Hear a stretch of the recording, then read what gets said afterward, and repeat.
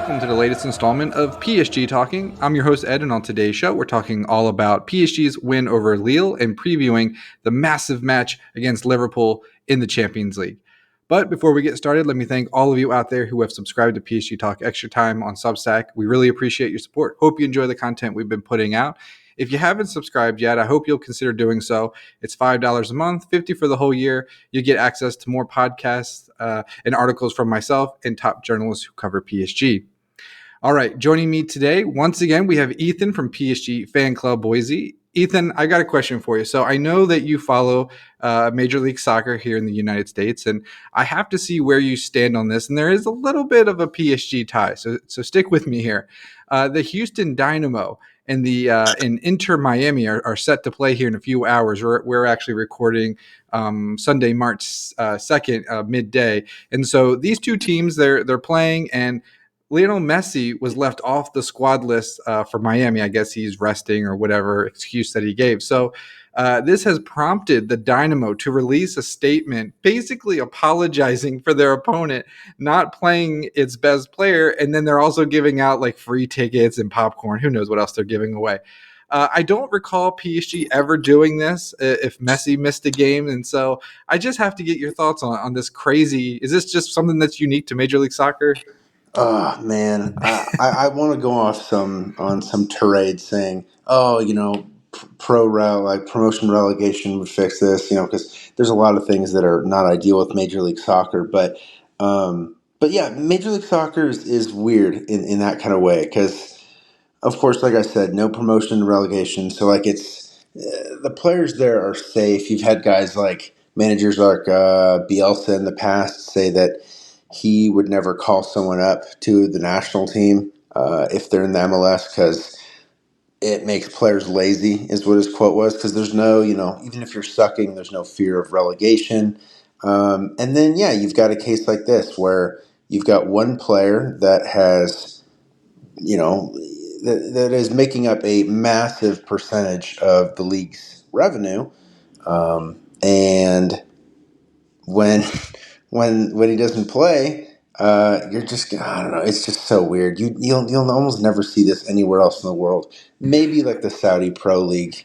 I think they were charging, I don't know, But probably the cheapest ticket was $300, the Dynamo, and people were yeah, paying it because they want to see Messi, and now they're apologizing, and it's such a bad move. And I get it. hmm People spend a lot of money. I get it. But like, there's no guarantee that a player is going to suit up. You kind yeah, of know that risk. And so I just thought from a team perspective, it's just so I don't even know the word how to even describe it, but it's just not something a professional sports team should be doing, apologizing yeah. because their opponent isn't playing a certain player. It's lame. Yeah. Yeah, very lame. There you go. You play to win the game.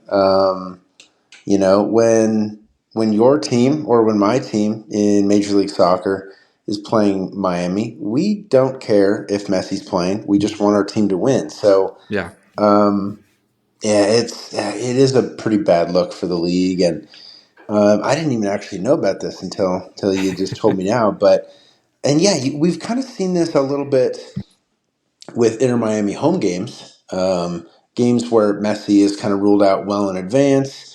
They try and you know uh, give out free tickets or lower prices, try and keep some sort of interest there, which probably helps considering that they have some other really notable players from the last 15 years. But it's just it's so weird. That's such like a I don't know. It just kind of shows you Major League Soccer is just Kind it's revenue driven. It's not competition driven. Well, let's leave it at that, and let's get to some more pressing matters. I would say let's talk about the match yesterday, PSG and Lille. It took PSG about 40 minutes to just absolutely destroy Lille. There were four different goal scorers. You had Bradley Barcola, Marquinhos, Ousmane Dembele, Desiree Doué. They all scored for PSG in the first half, and then Jonathan David did pull one back late for Lille in the second half. So just overall, what were some of your main takeaways from that match? Because this was a very good Lille side. They're one of the last 16 left in the Champions League. They've beat some big teams this year.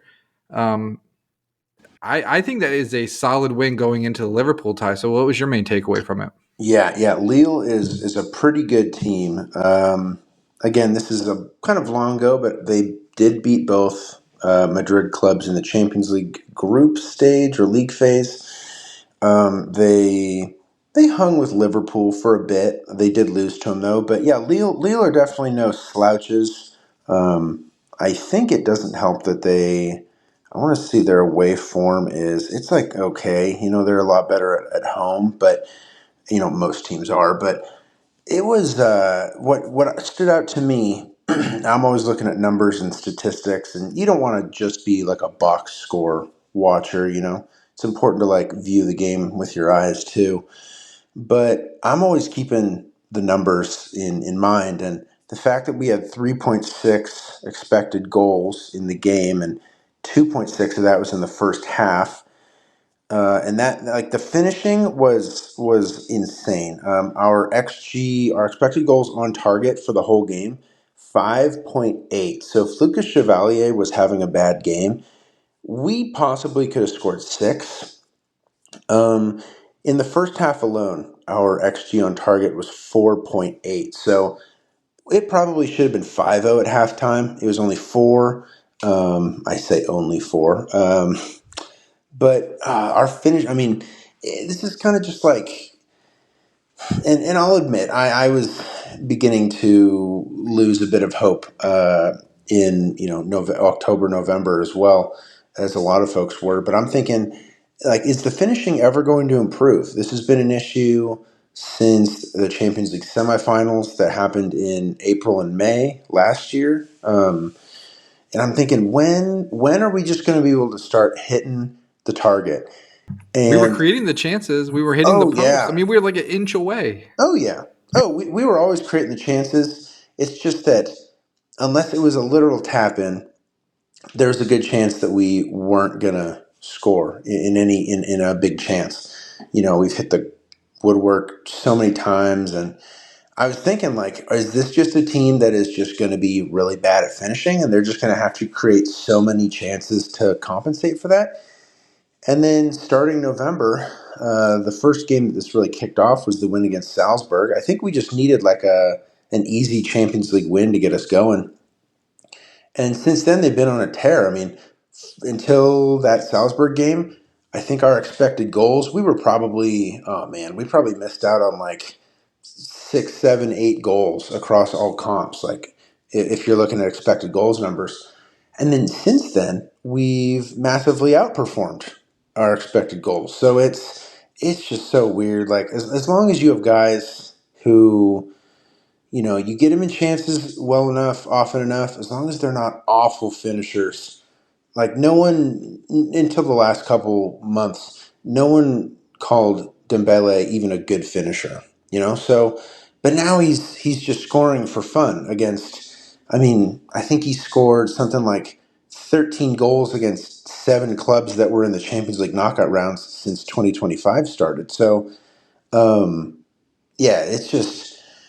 I mean, it's great that they turn it around, but I wonder, there'll be highs and lows of creating this many chances, and I'll tell you this: we're not gonna, not to be a downer, but we're not always gonna convert chances at this rate. So I'm just wondering, I wonder how that's gonna look in the future. But for today's game, and obviously for the past couple months, it's been phenomenal. So Yeah, that's interesting. You point out the Salzburg game. I mean, everything really did change. I mean, we were on this podcast and other people on social media just kept talking about like, well, where are the goals coming from? Why can't we score? Are they even practicing and training and like shooting on target? Like it was comical how many times post Saint-Germain and like it was just ridiculous at how many chances they were missing. We were really getting on Dembele. He was missing chances every time he went to shoot. He was falling down, and now he can't stop hitting the back of the net.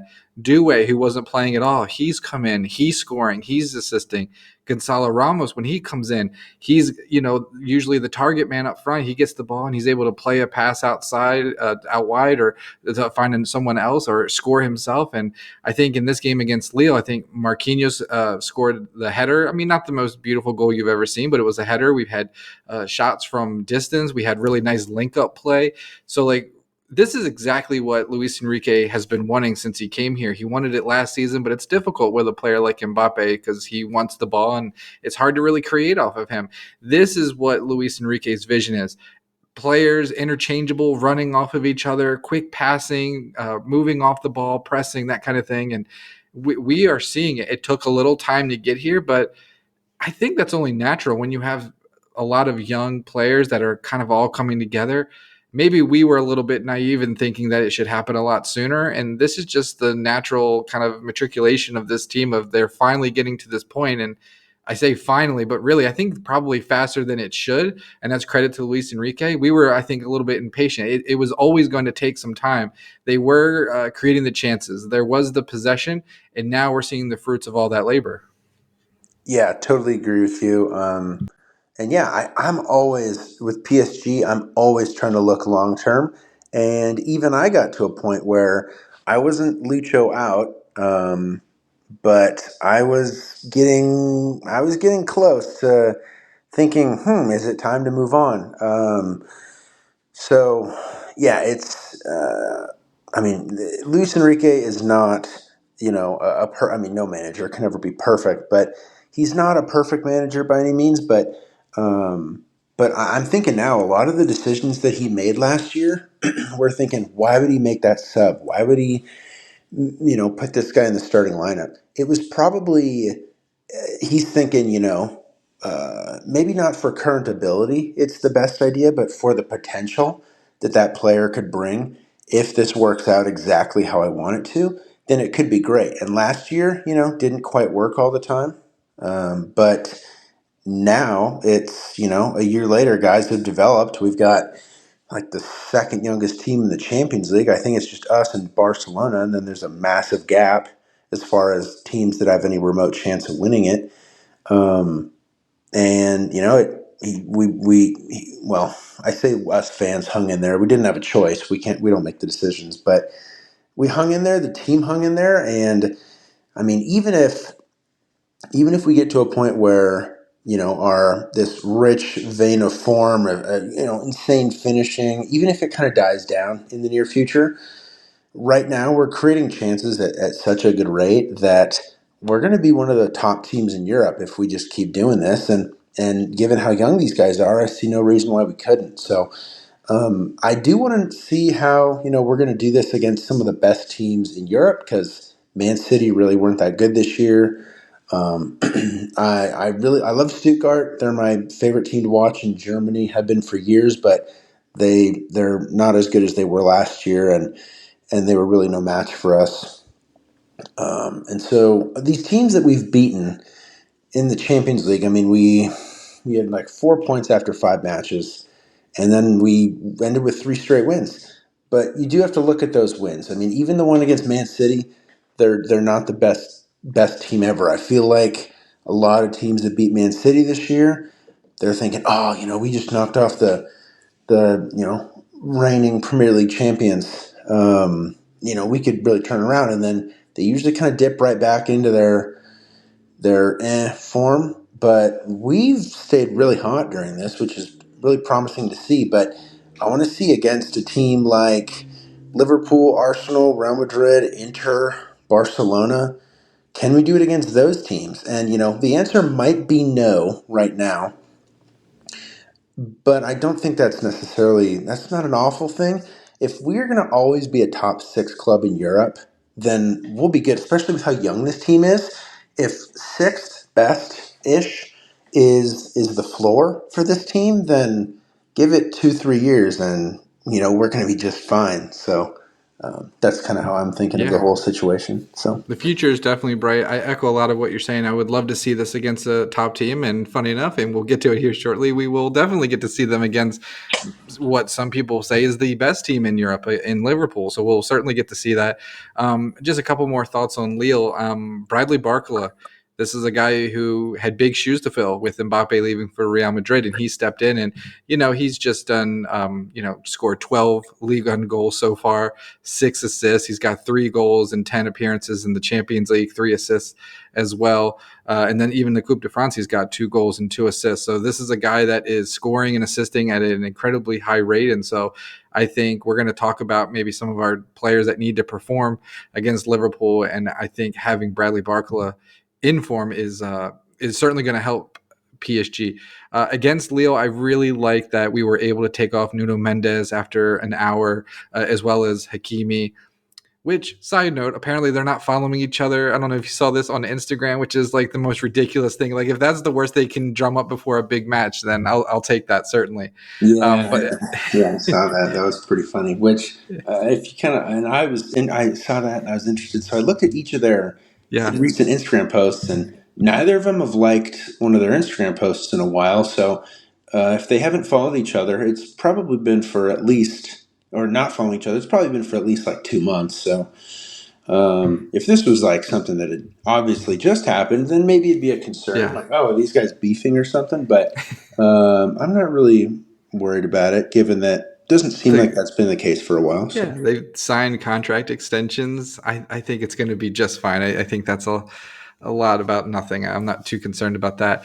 But really, I mean, with PSG in such good form, and I mentioned Barcola, and we mentioned Dembele, and Doué's playing well, and João Neves is playing well, and Marquinhos even got a goal.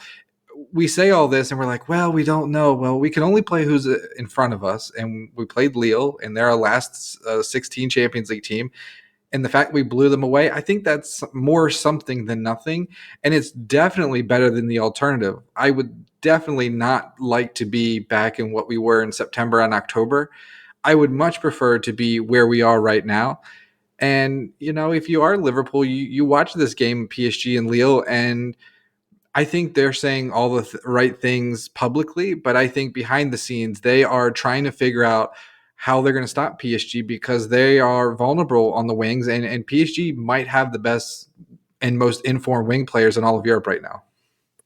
Yeah. I think if we're going to be jumping into the keys of are we jumping into keys of that tie right now, or? Well, let's just any other additional thoughts on the Lille one. I'm pulling up the table. I mean, PSG have a sizable lead over Marseille. So PSG 62 points, Marseille on 47 points. Just maybe we can just wrap it up. Undefeated season. It's still in play. Yeah, I think I talked with Mark Damon where we might trip up. I mean, looking at the schedule, is there a game that you think might cause them a lot of problem where they could end up losing? Yeah, I didn't want to. I wasn't even looking into. I mean, like once we have to start with 10 wins, we're thinking, hey, like, or 10, games undefeated. I'm thinking, hey, like, we could maybe go undefeated, although that's a long ways away. Now we're at the point where we're 10 games away from an invincible season. And I still don't know if I think it's going to happen. And there's that.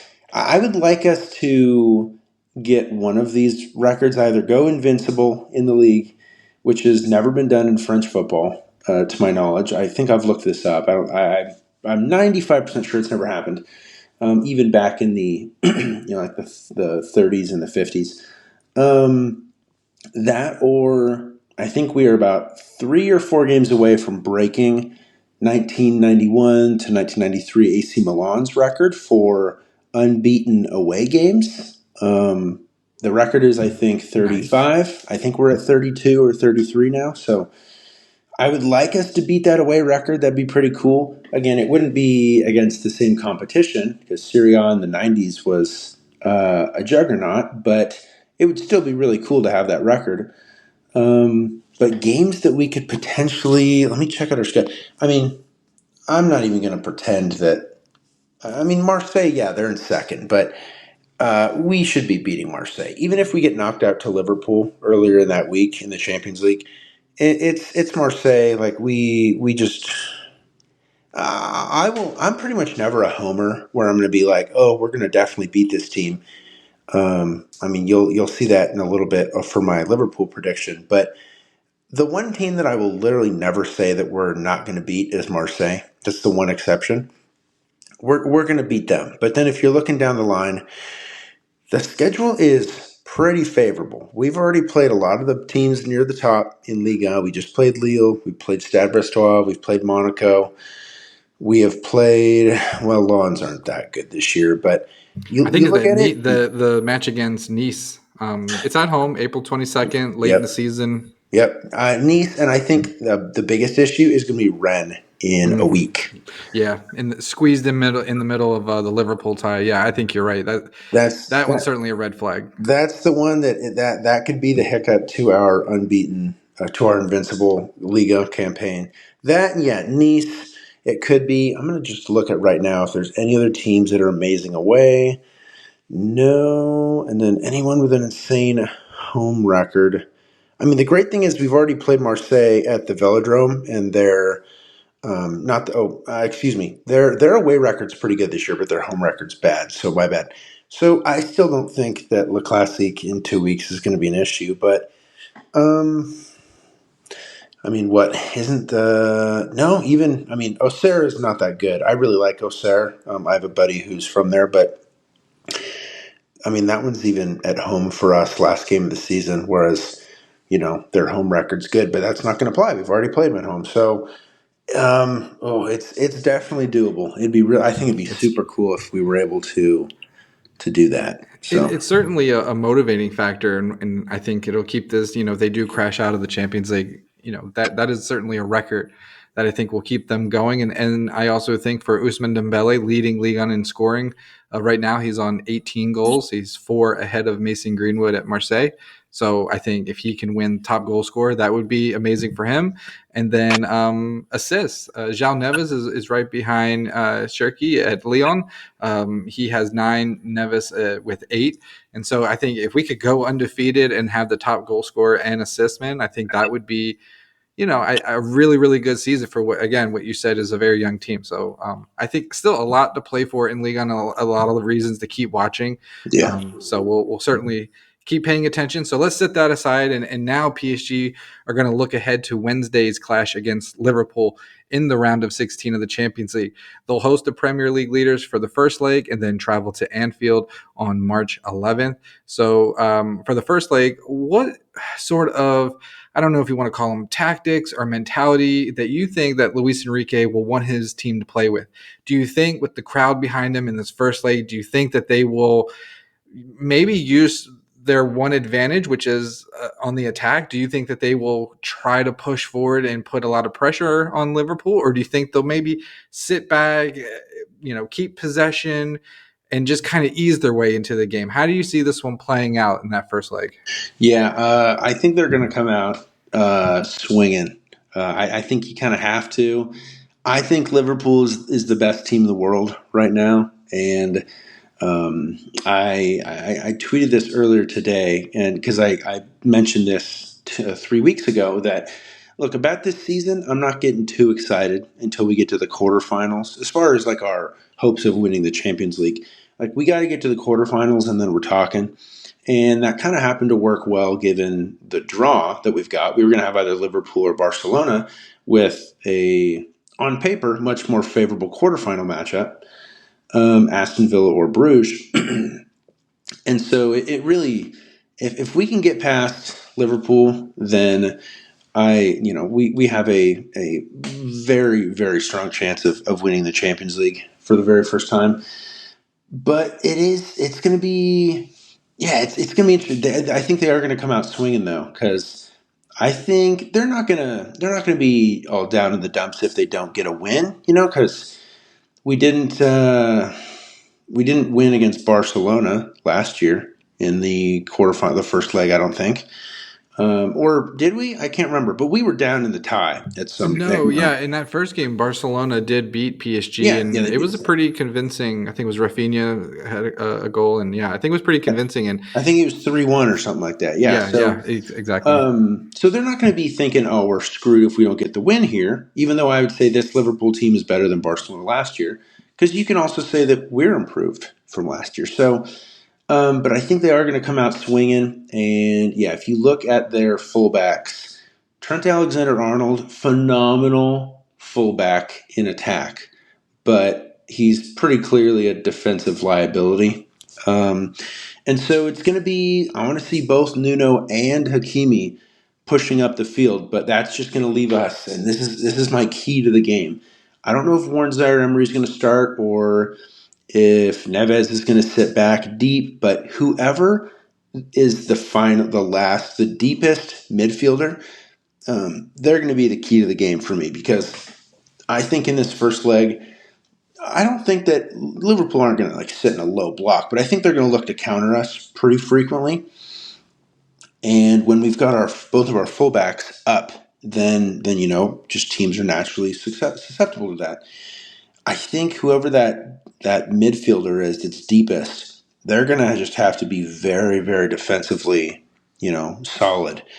Because if we're attacking, pressing, and then all of a sudden they throw the ball up to Szoboszlai or Luis Diaz or Mohamed Salah real quick, and our fullbacks aren't back there, then they have a very, very good attack. Obviously, they're running away with the Premier League title, and it's just, I don't know. That's my key. Is I don't think we're going to keep a clean sheet, but if we can win 2-1, maybe even 3-1, if finishing is clutch, something like that, then we're giving ourselves a great chance going into the away leg. But we can't allow them to just eviscerate us on the counter. And I think that's an area where we have been weak this year, which we don't have a bunch of glaring weaknesses. But in outside of the attack, because our only real weakness in attack is that we don't have a great aerial. Well, we do. It's Gonzalo Ramos, but he's riding the bench all the time. Late in games, he in a do or die Champions League game, I don't know if he'd be on the pitch for that. But talking about the midfield and the defense, fullbacks being up, and we don't have a great six. I mean, we had one last year, Ugarte, but he's gone because he wasn't good enough on the ball, according to Lucho. That's the kind of thing that I think if they're gonna run away with this tie, which I don't think they are. I think this tie is going to be decided by exactly one goal. But if they end up winning the tie, it's probably going to be because of that, I think. So that's sort of my key for the first leg. But what do you, other than what I said, what do you – I honestly don't know Liverpool super, super well. I don't watch a lot of football outside of PSG. But what are your keys? I like that you said that PSG will come out and try to punch him in the mouth. I like that. I think that they should. I think you're at home, you're playing with house money, and why not use your advantage, the one that you have, I think, and come out and use the crowd and get behind you and try to get that early goal, because I think PSG will play better when they have that goal, and I think Liverpool may have to be a little bit more stretched. They might leave some space open, and I think we've seen Barcola can expose that. So I really like that idea, and I think you need to have some goals on your side going to Anfield. Speaking of Liverpool, I'm just kind of looking at the table, and I understand they've got one loss in the Premier League, but are we sure the Premier League is really good this season? Are we sure? I mean, when you look at the round of 16, okay, Arsenal is there. I wouldn't say. I mean, I know they beat PSG, but that was when they were still figuring things out for PSG. I don't know if Arsenal is one of the best teams in the world. And then you've got Aston Villa, fine team, Unai Emery, okay, but I mean, you don't have Manchester City. They crashed out. They are not what they used to be. Yeah. Some of the upper echelon Premier League teams are not in the last 16. Yeah, I do think that Arsenal are one of the best teams in the world. I feel like when I talk Arsenal with a lot of PSG fans, I feel like a lot of other PSG fans don't really rate Arsenal. I know they're real injured right now, so they're not as good now as they were at the beginning of the year when they played us. But I think I'd put them as the top 6 team in the world for sure. A lot of their fans are ready to move on from Mikel Arteta. They're saying they need a striker. I mean, I feel like, I think early in the season, PSG were figuring things out, and Arsenal were fully fit, and they were flying, and they had their set pieces clicking. And now, I mean, it's a marathon. The season's a marathon. I feel like they are Yeah, If we played right now, I think PSG would be favored pretty yeah. handily. Currently, we'd probably do a lot better against them, especially having the experience of that first game, because I think they're kind of a tactical nightmare for us. Like super good on set pieces, and I think they're really good at everything that we're bad at, which plays into their hand. But Chelsea or Man City, that's probably their third, fourth, or those are either the third, fourth, or fifth best teams. The two of them. Then it's definitely not like an amazing look for the Premier League. I do think it's a lot weaker than usual. I think La Liga is really strong this year. If you look at that title race, it's going to be Yeah, fun. Probably yeah, come down to the final day, but La Liga is really strong this year. Got to be the strongest of the top five, I think. But despite Liverpool, the 20 wins, 7 draws, and just 1 loss, and the 1 loss was I think in like November.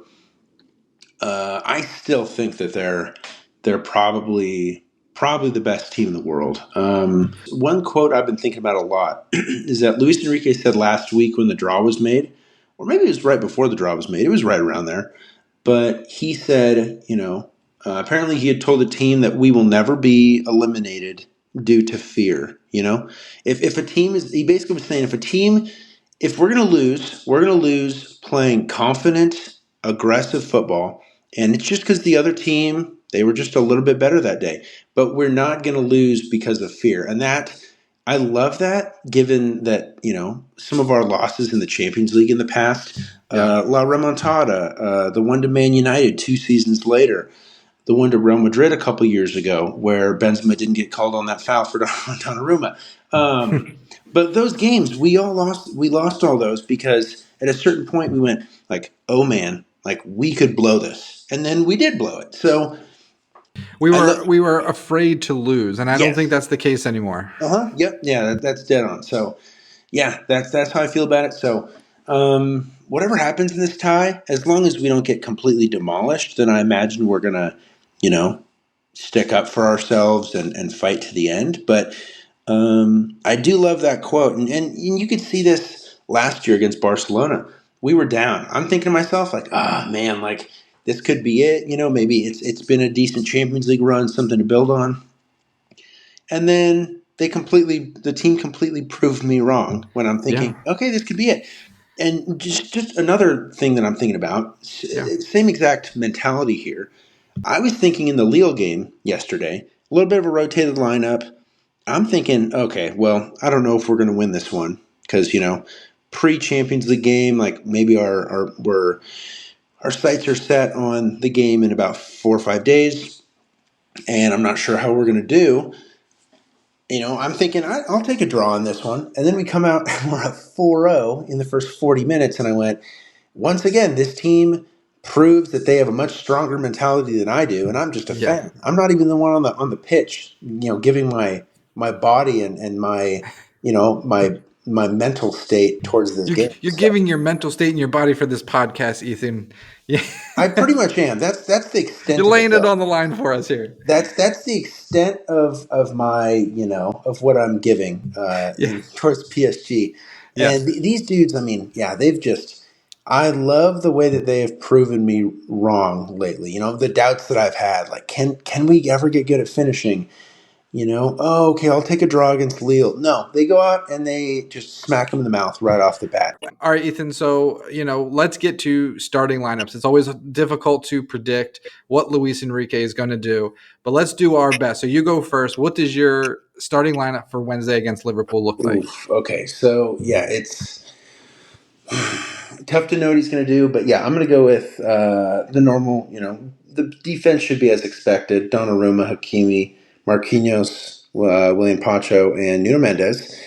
And then in the midfield, Warren being hurt, he's probably not going to start. Although, man, if he's good enough to start, and if Lucho thinks that he's good to go, then I think I've said before he's my X factor in this tie. But I don't think he's going to be ready, and so I think it's going to be Neves, Vitinha, and yeah. Here's the tough thing: is it Ruiz or Doué? And if it's not Doué, is Doué in the attack?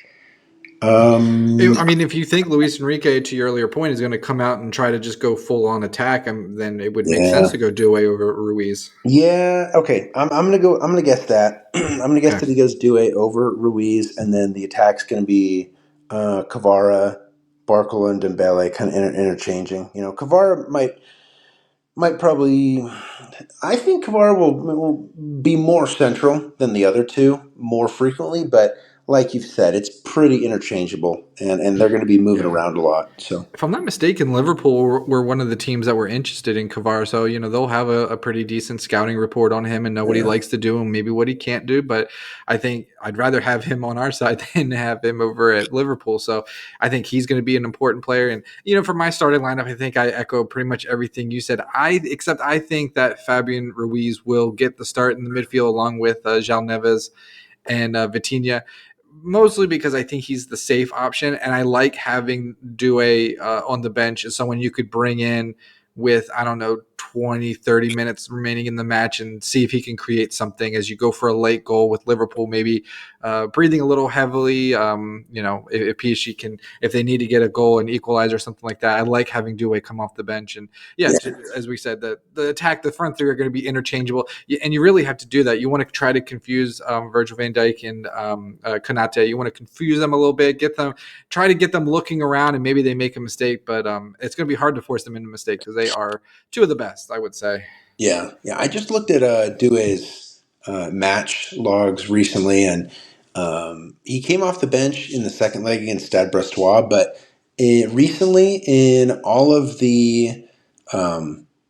of our crucial games, Man City, Stuttgart. Um, I guess it's just the two crucial games that we had recently. He started and came off at about 60 minutes in those. So again, Liverpool's a lot different beast than the two teams that I just mentioned, but I think I think in the end he probably will start, especially with us trying to be aggressive. But if it gets a bit crazy and the game's a little bit out of hand in the second half, then yeah, I could see Ruiz coming on. But My goodness, um, could you imagine? Because I think Dembele would probably be centrally. So on your right side of the attack, then you would probably go with like Dembele, or I'm sorry, Kvara would be there, Due potentially on the right hand side, and then Hakimi. And you've got those three players going. And yeah. who's the left back for Liverpool? Do we think? Well, how do you say his name? Simicas, is that how you say it? He's Okay, been their left back sometimes. Is he the regular though? I don't know. Let me. Andy Robertson, I think, is Is probably he still? He's still there. Wow, how old is that yeah. guy? I feel like that guy is He's ancient. logged plenty of minutes. He's probably not even Yeah, as old as I think. He's only 30. Okay, yeah. I feel like that dude is so old. Okay, you're right. Yeah, he'll probably be the one. or Simicus, yeah, one of those. And but whoever it is with that kind of firepower on the right wing for PSG coming down, definitely are going to advantage PSG for sure. And then yeah, we'll just have to see. Of course, we went Donnarumma. It's gotta no mistakes. We can't have any mistakes from him. He's got to play strong. He's going to be asked to make several saves that maybe are looking like goals, but he's got to be world class. He's got to show, he wants that contract extension. He's got to show it. So, but he's Yeah. been playing well. So I have confidence in him in this one. So my question now, Ethan, is: do you have confidence in PSG? What is your score prediction? Not for the tie, but just for the match on Wednesday. How do you see this one turning out? What's the score? Mm. And who scores? For the first leg, I have a really hard time picking between a 2-1 win and a 2-2 draw. Um, you know what? I want my brain says 2-2 draw, even though my heart says a win. So I'm gonna go 2-2 draw. I'm gonna go for them. Salah will probably get a goal, and then he'll probably at least maybe not get an assist, but at least help create their second goal. And then for us, I'm gonna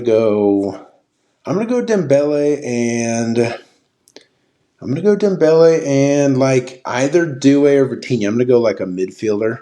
I could see us maybe getting behind their defense, and instead of making a pass right across the face of goal, we make the pass a little bit backwards, like just a bit back, and where a midfielder's running into the box and they're able to shoot like right near the penalty spot, something like that. So yeah, that's my prediction too. 2-2. I'm I'm going to say the equal amount of goals. I'm going to be bold. Ooh. If you can't be bold, I why know not? you're gonna. Yeah. Ooh. 3-1 to PSG. They are such in good form right now. If you can't believe in this team now, when the hell can you? You're at home. There's really no injuries to speak of. I know we talked about Warren Zaire-Emery, but the team is playing so damn good right now. So I'm going to go 3-1 to PSG. I like Barcola scoring. I like Dembele scoring. And I think Nuno Mendes is going to get a goal as well. Those are going to be my 3 goal scorers for PSG. And so it'll be 3-1, and then they go to Anfield. And I think all of Europe's going to be talking about this young PSG team after Wednesday. I think they are going to lead all of the headlines. People are going to start realizing, wow, João Neves is an incredible midfielder. I think he's going to be a pivotal player for PSG in this one. He's got to be able to beat presses, beat multiple defenders. I love the way when Kvara has the ball, the way he's able to dribble past people. He just puts his head down and he can beat any defender. We just have so much quality that aren't household names yet, and I feel like after Wednesday they're going to be household names. Okay. I hope you're right. I hope I'm wrong. 3-1 would be amazing because 3-1 would be, I mean, it would be the game of the season. So yeah. again, it could be 3-1 Liverpool. They certainly have proved all year that they are one of the best, if not the best teams, and it could be 3-1 Liverpool. But like you were saying, let's go down fighting. Let's go out and try to score some goals, and let's see what happens. We're playing with house money a little bit here. We were close to not even qualifying, and we got a lucky draw in the knockout stage. So let's keep it going. Why not? Let's just play loose. And like we were talking Yeah. about earlier, don't be afraid to lose. I think they will. I don't think they're going to be afraid to lose. I think they are going to play loose. And so, yeah, and anything is possible in this game. But Got to keep Salah quiet, and you can't get beat on set pieces. I think they would have seen what happened at Arsenal. Hopefully, those things get cleaned up. It hasn't been as big of a glaring weakness for PSG in recent weeks. So hopefully, they've got that cleaned up, and they can get something done against Liverpool. So, all right, Ethan. Before we get out of here, you were telling me before we hit record this is a tongue twister. I'm going to check the Club World Cup update. So, as someone who heads up a fan club, what do the people out there need to know? What's the latest on this competition that, if I'm not mistaken, just look at the PSG fixture list here, begins on June 15th yeah. as match day 1 against Atletico. So, what do the folks need to know about that? Yeah. So, in case there are any other fan club presidents listening, or just not even president, just anyone in a fan club with PSG. The I know that most of their fan club department at PSG is probably mostly just reached out to the American fan clubs like myself and of course Los Angeles and Seattle because they're the 2 cities that we're going to be playing in. But tickets, if you've got a fan club or you're in a fan club and you do not, if you're planning on going and you do not have tickets yet, I would go and reach out to the club, to Lauren Kaus and Jeremy. Oh my gosh, I can't remember his last name, but they're the 2 people that have been spearheading this in the supporters club department. But uh, all the access codes with FIFA as far as getting tickets in the reserved PSG sections for the games at the Rose Bowl and then at Lumen Field in Seattle, those are out.